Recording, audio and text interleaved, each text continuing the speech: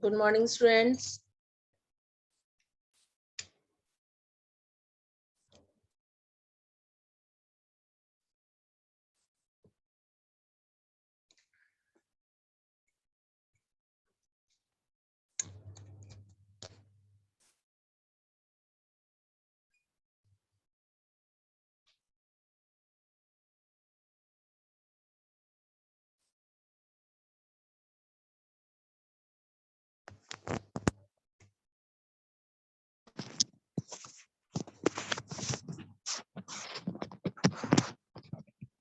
Good morning.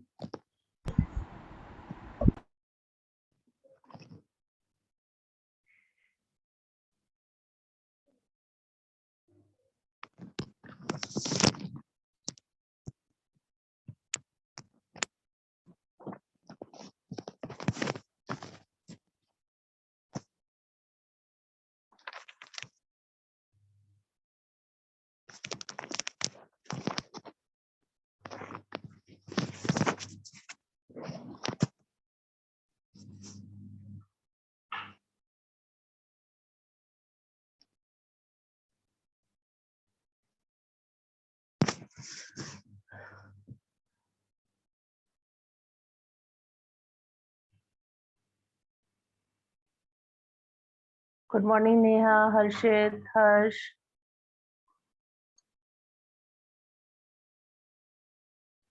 Till the time students are joining, please write your queries in the chat box.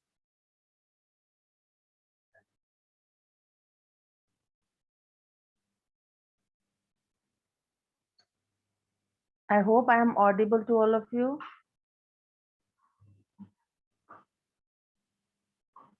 Please raise your hand if I am audible. Thank you, Harsh. Listen, students, I want all of you to check once quickly in your OneDrive. Have you got any work in that or not? Because after that technical issue, I have uploaded it for the first time. So please check once and raise your hand who got this some work in English folder there. Please check and raise your hand.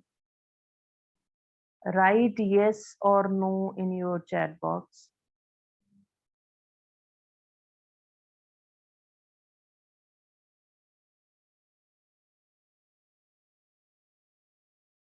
Yes, friends. Be fast. Check in your OneDrive.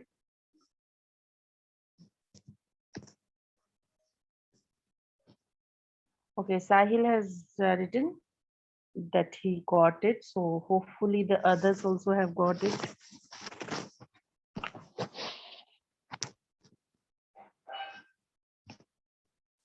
Yes, beta. Please write yes, those who have got. Neha also got. 2 students have told. Palak has got. Good. Muskan also.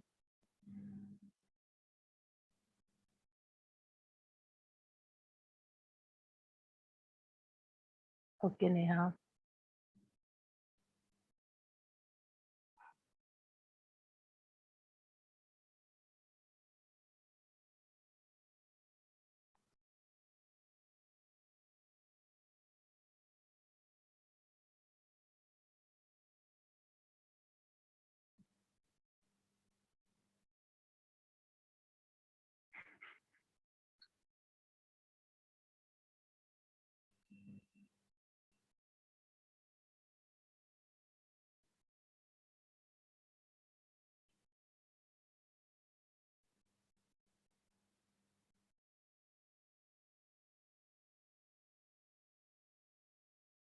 Only 4-5 students have written. And what about others? Have you got it or have you uploaded your OneDrive, means installed your OneDrive or not?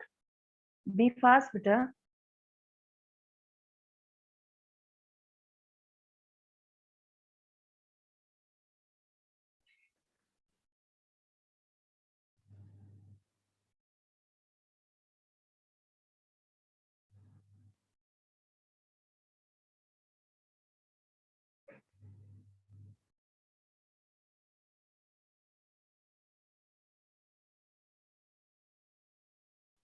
Okay. So now 4 pages only I uploaded today because now we have started only. So today by evening I'll upload our next 4 pages also. Means complete poem will be uploaded. You are supposed to complete your work. The previous work with the previous dates only I will upload. Those though I have already shared with you, all of you, right? So only this poem part was left. Still, I will upload so that those who couldn't save it earlier, they could do it. But date will be previous one. So 7th, I have given you poem. By Monday, it should be in your notebook. If the next chapter will be finished, then I'll upload accordingly, day wise there, right? That's for today. We are to start there. We were already on in doing that chapter, second chapter. Palak, please raise your hand, beta. I want you to read today. Palak, raise your hand. Good. And before we'll go for reading part, I want all of you to answer few questions. Let me start with that. Very few students have joined. Palak, I'll unmute you later on also, though I have allowed you right now. Um, who was Sahib? Give me one line answer. Just how will you introduce him? Who was Sahib? Sumit wants to answer. Okay, Sumit, you can unmute yourself. He was a Bangladeshi refugee. He was. He he belonged to a Bangladeshi refugee family, right? And he was a rag picker. The first word that we will introduce will be he was a rag picker. Got it? Okay. Now, next question is who promised him to start a school? Write in the chat box. It takes time to unmute all. Yes, better write in chat box quickly. We will write here author. Annie's Jung name will be there because we know that she has written it on the basis of her interviews and her interaction with these kids. So we will write this name, right? Good, good, good. Now I want you to explain. So you are to raise your hand. Promises like mine abound in every corner of his bleak world. Promises like mine abound in every corner of his bleak world. Raise your hand, those who can answer it. Otherwise, I'll call you. So, willingly, those who have understood, please try to explain this. If little bit mistakes will be there, I'll help you for that. But raise your hands, students.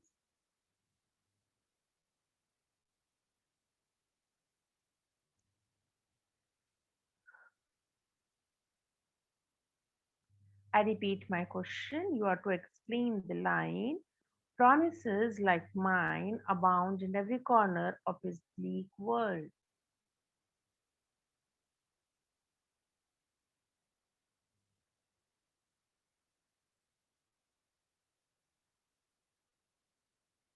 No one is ready to answer.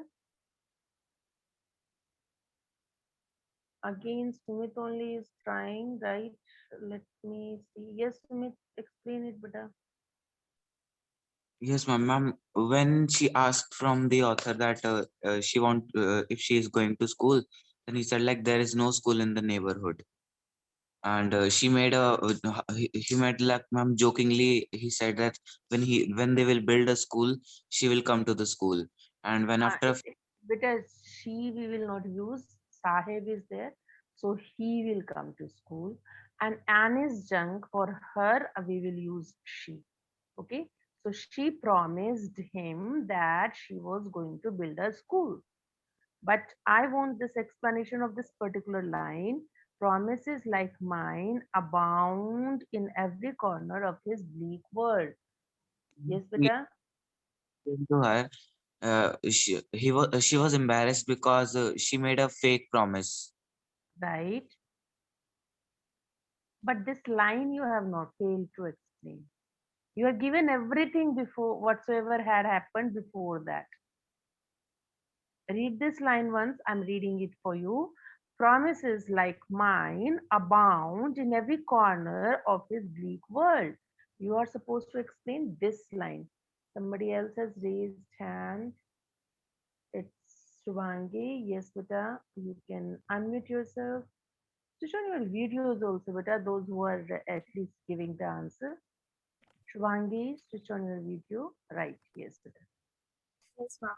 In this line tells you that there might be many promises that have been made to this child, but none of them have been either fulfilled. Like many volunteers come for vote and all, but they never fulfill their promises. Yes, that is what very good, Shubhangi. Actual meaning of this line is the same, how Shubhangi explained that when Anis Jung promised him just in a jokingly way, means very lightly. She was not serious about opening any school, but she promised that she was going to open a school, and he believed it. He asked her again and again about when she was going to open the school. Now she was embarrassed. This is all about before this line. But here she was just saying that this kind of promises are often made to them.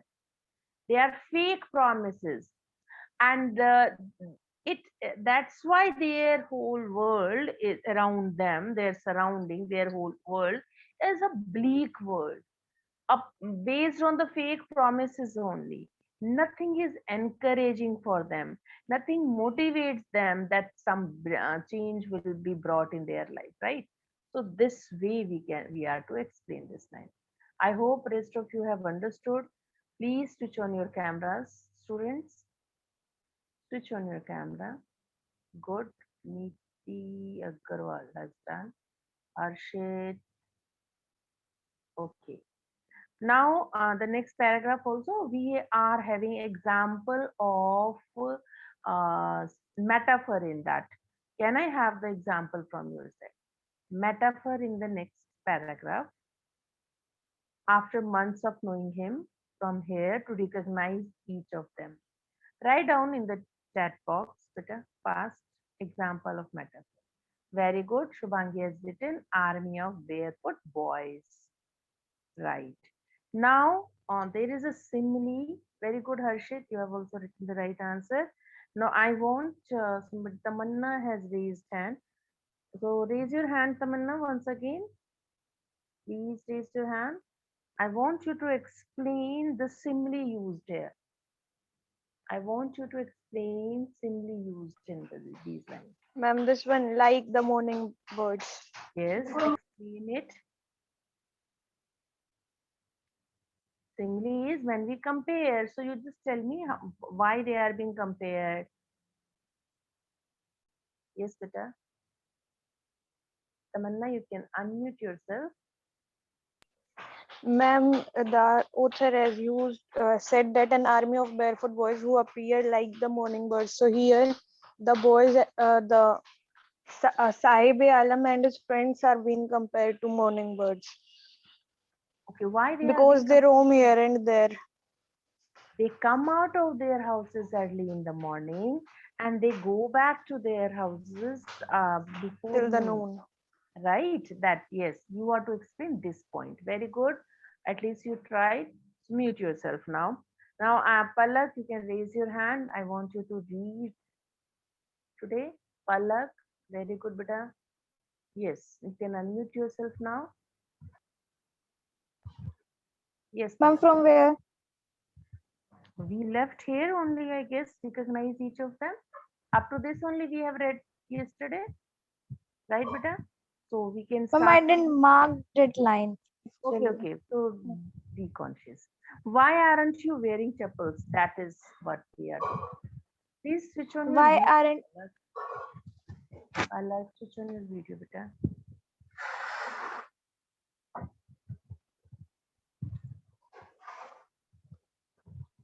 Good. Now read. Why aren't you wearing chappals? I asked one. My mother did not bring them down from the shelf, he answers simply. Even if she did, he will throw them off. Adds another who is wearing shoes that do not match. When I comment on it, he shuffles his feet and says nothing. I want shoes. Say a third boy who has never owned a pair all his life. Traveling across the country, I have seen children walking barefoot. Foot.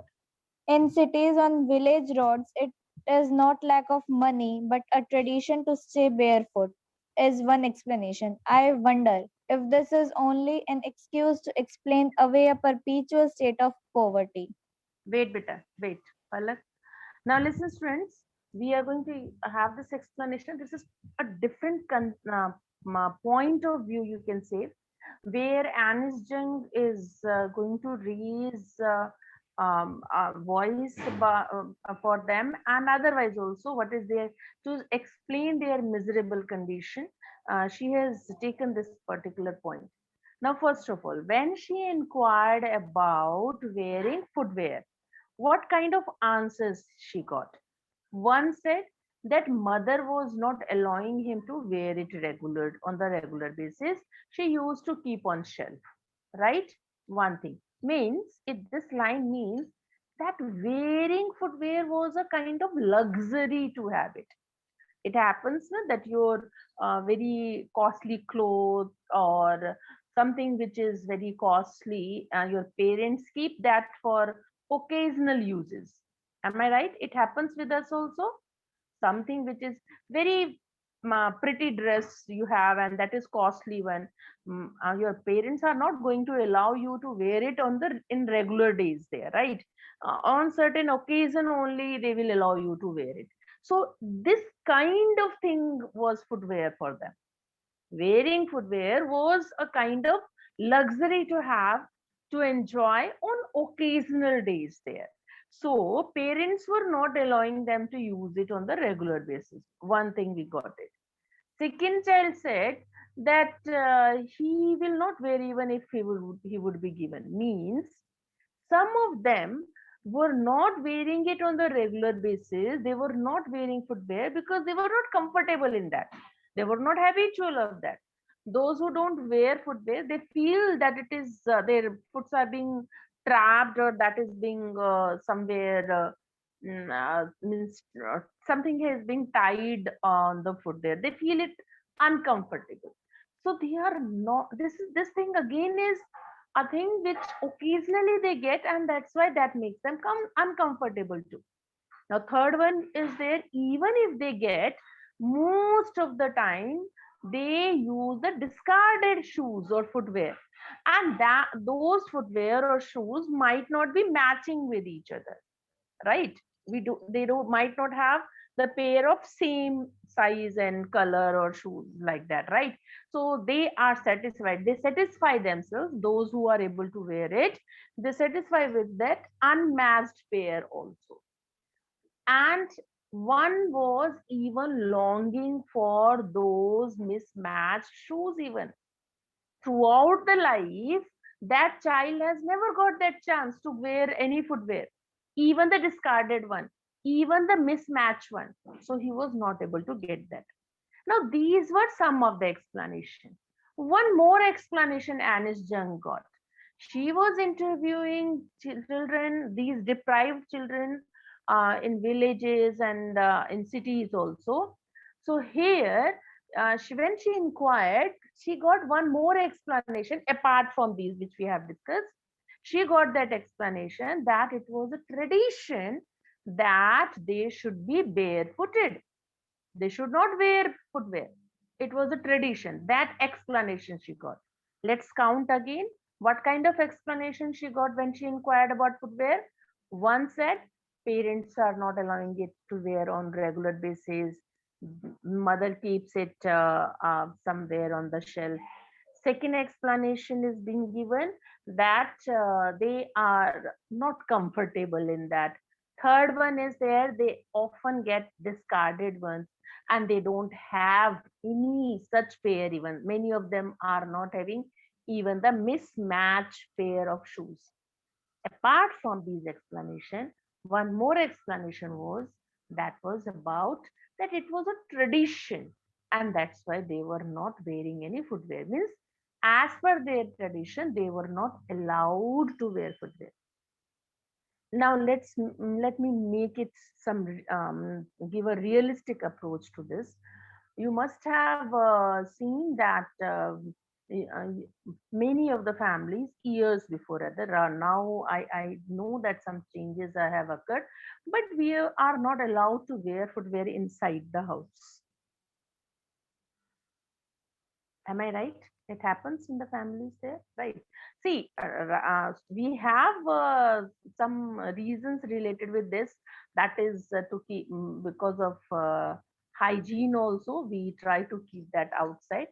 But earlier, many sections of the society, they were not allowed to wear footwear. Like upper caste, in presence of upper caste, the lower caste people could not wear footwear. Same way, women were not allowed to wear footwear for many years. So your forefathers, means your grandparents or great grandparents might have seen such kind of thing in there, and everywhere it was. Slowly, it came in a regular use and for everyone, for the common use. Earlier, only rich could afford it. There are, because it was being made up of certain things which was not affordable for the poor. So same way, this tradition was there. That is what she heard. But she gives an explanation. She gives an explanation to explain that on the name of tradition, if some restrictions are there, what changes occurs. So I'm going to read this paragraph for you people, the next paragraph, and this is related with the same particular same issue, but this is a story, a separate story within this story. This story is about Udipi village. Means Anis Jung is sharing here one experience. Can I have some students' videos on so that I will feel that I am teaching some students at least? Thank you, Niti. Thank you, Shubham. Okay, so this paragraph goes like this. I remember a story a man from Udipi once told me. As a young boy, he would go to school past an old temple where his father was a priest. Now, what information we got here? That she is talking about a boy of Udipi village, and that boy was son of the priest. Clear? This much is clear? Okay. Then he would stop briefly at the temple and pray for a pair of shoes. That means at that time he was not allowed to wear any footwear, being a son of a priest. Means priests in Udipi village were not supposed to wear any footwear. You must have seen they are maximum allowed to have that wooden footwear, that is around, which is not very comfortable for everyone to wear, right? So other footwear, shoes especially, were not allowed. The concept was that it is made up of either plastic or leather, and these things are not being considered as the pious ones. They are not pure things. That's why they are not being used by everyone. So especially priests, they were not allowed to wear that footwear. They were not using it there. So this boy who was going to school used to pray for one pair of shoes. Means everybody else might be wearing it and he was not allowed. So he used to pray. 30 years later, mark it, underline it. After 30 years, I visited his town. Now that village, Udipi village, was over a period, means in 30 years, it from village, it has turned to town. What it means? Some development was there with the passage of time. 30 years in this, in this particular period, it grew. It has shown some growth, and now it was a town. And the temple which was now drowned in an air of desolation. Now here desolation means ruined, means this particular temple was now the could see show the effect of time, passage of time, and effect due to ignorance, due to it has now ruined, means nobody maintained it. You know that you must have seen that earlier people were very crazy about temple and spiritual things, and when they go for modernization and urbanization, then slowly their interest for these things that decreases. The number of the people also who believe in doing these things, that decreases. So the writer somewhere is trying to show that real picture, that village turned into town, temple was ignored, and with the passage of time it was all damaged, ruined, right? Air of desolation refers to ruined due to ignorance. Means if we ignore the thing there, we are not maintaining it. Drowned in an air of desolation means this. In the backyard, now 30 years later, this is the time now when Anis Jung visited. In the backyard where lived the new priest, there were red and white plastic chairs. Now, what changes she found there? That now the objects made up of plastic that were in use. Means priests also were using plastic things. Got it? This was the change, right? A young boy dressed in a gray uniform, wearing socks and shoes, arrived panting and threw his school bag on a folding bed. Now she found one more change. Just remember 30 years before, that boy of priest, that son of priest, was longing for shoes because on the name of tradition, he was not allowed to use shoes. Clear? And now here, 30 years later, same priest son only was wearing shoes and socks. He was going to a school there and he was wearing that thing. Plastic were used in their family now. And when he came back, he just threw his bag and was sitting there wearing shoes. Now, what is being written? Looking at the boy, I remembered the prayer another boy had made to the goddess when he had finally got a pair of shoes. Let me never lose them. The goddess had granted his prayer. Now, here Anis Jung is comparing with that particular child who used to pray for shoes.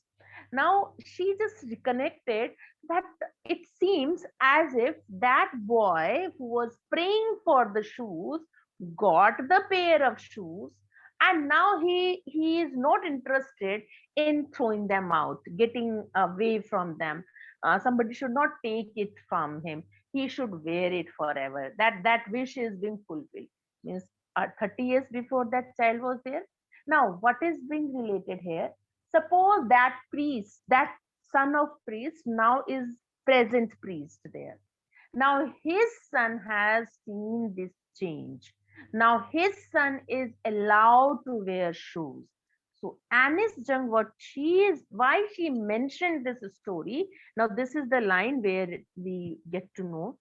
Young boys like the son of priest now wore shoes, but many others, like the rag pickers in my neighborhood, remain shoeless. This is the line when if you are asked what is why, what is the purpose of referring this story of Udipi village. So this is the reason. The writer is trying to say that if on the name of tradition any kind of restriction is made, then with passage of time it changes. Like many restrictions were there on women on the name of tradition, right? Now with passage of time, slowly and steadily changes are occurring there, right? Sometimes this change can be seen very fast, sometimes it is very slow. But with passage of 30 years, one can observe this big change. The son of priest was not allowed earlier to wear shoes, but later on, after 30 years, or the next generation could enjoy that blessing. This has happened in this story, but these rag pickers, now Sahib, who shifted from Bangladesh for the better livelihood, these people are not allowed to wear shoes even now after passage of so many years.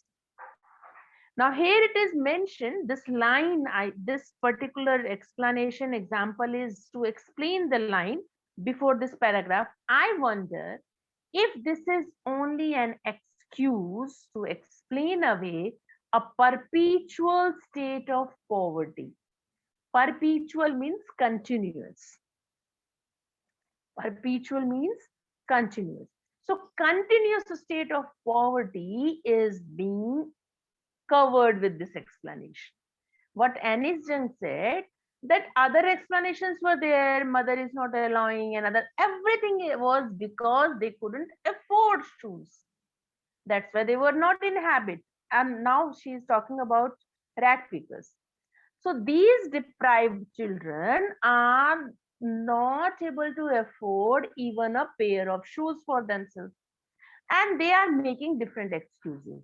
Even when they say, some of the deprived children, they say that it's their tradition, they are just making an excuse just to cover their continuous poverty. Because if on the name of tradition some restrictions are there, then with passage of time we do get a change. But these children have not seen that change. The next paragraph, I want Palak to continue. Palak, raise your hand, beta. Palak, please raise your hand.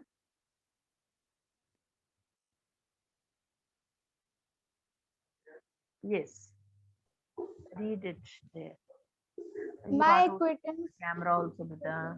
Palak, please open your camera.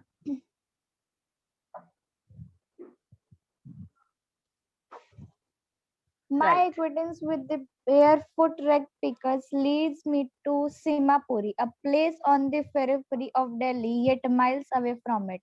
Metaphorically, those who live here Wait, are beta. sweaters. Wait. Palak, wait. We need to explain this line. Now you just see that she is now talking about rag pickers, that nothing changed in their life. Now my acquaintance with barefoot rag pickers means she was familiar with them. Acquaintance means familiar. And because of that familiarity, she reached to Simapuri, where they used to live. A place on periphery of Delhi. Very important line. You can underline this thing. It comes for explanation. A place on the periphery of Delhi. Periphery means boundary, right? So Simapuri is actually, it is established, it is there on the boundary, means the border of Delhi, yet miles away from it metaphorically. Though, as per the geography, as per the map, as per the physical place, it is very near to Delhi, just at the border. So whichever place is at the border, we will see it that it is near to that particular place. So here, Simapuri is very close, very near to Delhi. But metaphorically means beyond physical. If we are not going to consider geographically, if we will see its living standard, its infrastructure, then we will find that Simapuri is far away from Delhi. Means whatsoever standard of living is there, whatsoever infrastructure is in Delhi, whatsoever standard is maintained is in Delhi, Simapuri is far away from that. So it is totally different physically and metaphorically, right? So metaphorically means not physically, virtually if we'll see. If we'll see the standard of living. If we'll talk about infrastructure, we will find that Simapuri is far away from Delhi. Though geographically or physical science says that it's just very near to Delhi. Yes, Beta Palak, continue. Those who live here are squatters who came from Bangladesh back in 1971. Sahib's family is among them. Simapuri was then a wilderness. It still is, but it is no longer empty. In structures of mud with roofs of tin and trampoline, devoid of sewage, drainage, or running water, lived 10,000 rag pickers. They Wait, Beta, have lived wait, here. wait, wait, wait, Beta, wait. Now just see here it is all made clear. This book was published in 2005. Let's roughly say that it took 2 years or 3 years for writer to collect all the material. Even then also, round about 30 years passed when Anis Jung noted down their condition. 71 they shifted here. Got it? It is written 1971 they came from Bangladesh. So almost 30 years have passed. In 30 years, we could see that change in on the name of tradition. See, in Udipi village, there that in that story also, Anis Jung somewhere has mentioned 30 years gap. So in 30 years gap, one could observe that change in the life of people on the name of tradition. But these people were living here for last 30 years, nothing could be seen the change. What change has occurred? Earlier also it was a wild place, a place where no infrastructure was there, no civilization was there, nothing like that civic life and could be seen there. But now earlier it was empty, barren land, and now when these people came, they started just building their houses made up of tin and tarpaulin. So with that roof, they they just made their houses. Here, squatters word is used there. It is it stands for those who live at certain place without paying for it. If suppose they have not paid for it, so they are living there. So those people are called squatters. Now these Bangladeshi squatters, they were living in Simapuri. They were in the structure of mud with roofs of tin and tarpaulin. Means these points you can say what kind of condition they were living in. They were devoid of sewage. There was no sewage system. Drainage was not there. Drainage or any kind of supply of water. And almost 10,000 rag pickers were living there. Clear? So these 10,000 rag pickers were the refugees from Bangladesh, and they came here in 1971.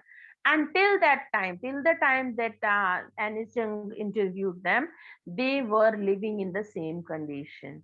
If it had been a tradition to be barefoot, then they must have got that change, but nothing has happened like that. Palak, continue, beta. Palak, raise your hand. I think you muted yourself. Please, yes. Now unmute yourself and continue. They have lived here for more than 30 years without an identity, without permits, but with ration cards, they get their names on voters list and enable them to buy grains. Food is more important for survival than an identity. If at the end of the day we can feed our families and go to bed without an aching stomach, we would rather live here than in the fields that gave us no grain. Say a group of women in tattered saris when I Saris. asked them why they left their beautiful land of green fields and rivers. Wait, beta. Wherever they Wait, Palak, wait. Now, this explanation is the main question is why they said that identity. This line is very important. It again shows their miserable condition that Vietnams, they just said that it is food is more important for survival than an identity. Got this line? This is the key word of to explain this situation. Now, these people were not having any identity. You remember I told you that after months, writer asks the name. Otherwise, we call, for us, they all are same. There is no individuality. There is no identity that is being given to them. They are not being recognized individually. All are Bangladeshi refugees. So we call them like that. If any squatters we find in Bahadurgarh also, we just tell them that they live in slum. That is they these people either to some state we come connect them or whatsoever way. One community like that we treat them. We don't talk about them individually. That this is Ram, Shyam or something like that. Tom, Dick, Harry, as I told you. So we don't name them. They don't have any identity, but even they don't put any question mark to that. They don't have any problem with that even. Now what is being told here, they have lived here for 30 years, even more than that, without any identity, without permit, means without permission they were living there. They were not having any identity even, but with ration cards that get their names on voters list and enable them to buy grain. They were happy that at least they were having ration cards. The reason was even the leaders were interested in getting their name on voter list. No identity if they have got, they are not being recognized a citizen there, it doesn't matter to them. Leaders were interested only in getting their name on the voter list. And here, even these people also were just interested in getting grains. Can I have videos on? Please, students, keep your video on. One or two more. Thank you. Harshit, yes. Now listen to them. I repeat, none of them were interested in getting identity because for them, for survival, food was more important for them. So for these people, till the time they were getting grains, they were getting food, they were able to survive, they were this much only interested. And leaders also, they were not giving them recognition, they were not working for their identity, they were only interested that their name should be registered in voter list, and for that ration card was required, so that was being made. So ration card helped these people to get grain, and leaders got their name on voter list. This much was only the interest from both the sides. That's why they never worked for identity. When author asks that you are having that lush green fields there, you are having that space there, why are you living in such a miserable condition? So why you left that? Now here, tattered saris that is being mentioned here. Tattered means torn, worn out, old, torn, worn out saris.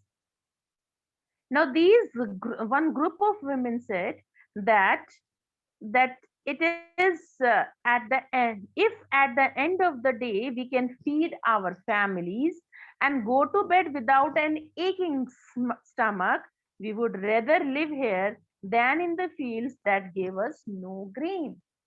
The storm has destroyed their homes and fields. So they just felt that living in that area, which might be very beautiful, but they were to struggle to get two times meal there.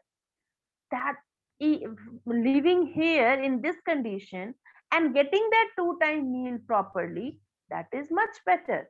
So they were happy that here, in spite of living in such a miserable condition, they were able to feed their family. They were able to get two times meal. They were able to get grain on ration card. So they have got all arrangements made here, but in their own village, their own place, this everything was destroyed by storm. So they were not able to get their two times meal properly. I'm reading out the further lines there.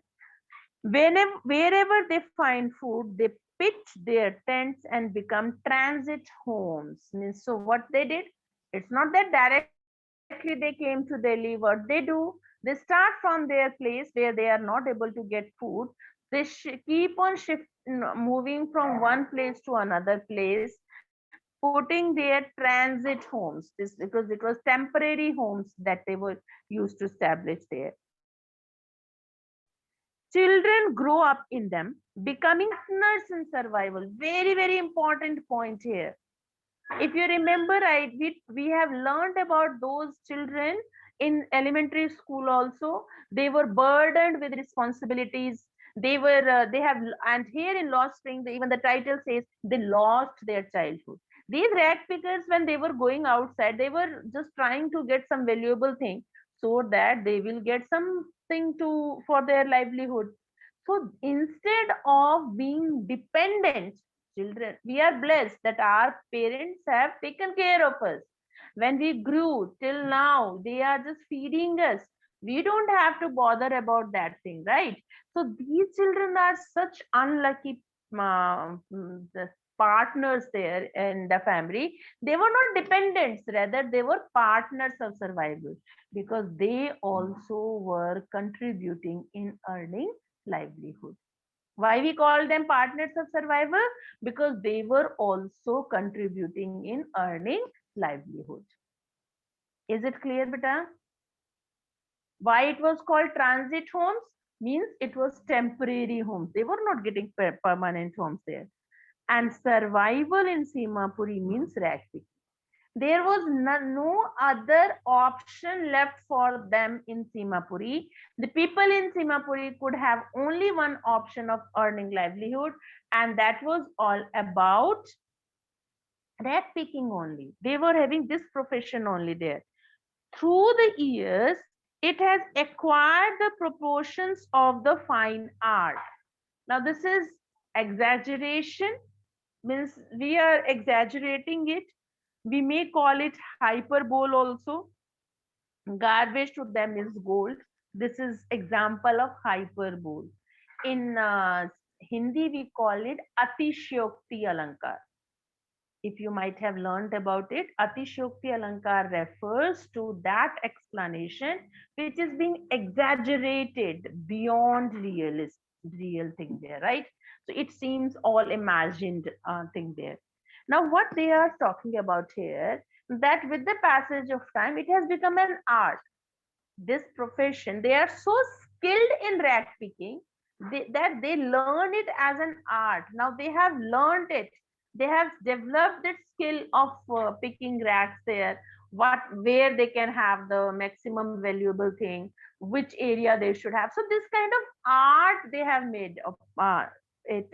And now this garbage for them is like gold, so valuable. Earlier also we learned this meaning of gold there. At one place it was valuable thing. Second place it was means of livelihood, or you can say opportunity. And here garbage to them is gold. It is used here metaphorically also when we call garbage gold. So we are comparing garbage with something very valuable. We find it so precious for them that we have replaced it with the word gold. But this complete line is example of hyperbole. If somebody is asking you what is gold here, then it is metaphor or symbol also, we can use it. But otherwise, this complete sentence is example of hyperbole. Is it clear? Okay. And here again it is for very precious, valuable, which is source of, which is just like wealth for them. Last line I'm going to read it out. It is their daily bread. Why it is gold now? This explanation is given because it is their daily bread, a roof over their heads, even if it is a leaking roof. But for a child, it is even more. So that is explained later on, the next part of this chapter. So this much only we'll do today. I hope you have understood. Please read each line carefully, try to get the meaning of it. We have figure of speech used in this prose also, and at the same time we need to understand why she wrote this thing there, right? Each line should be clear to you. One is literal meaning, meaning of the word, and then what it gives, what is it means overall. So that is interpretation that we make, right?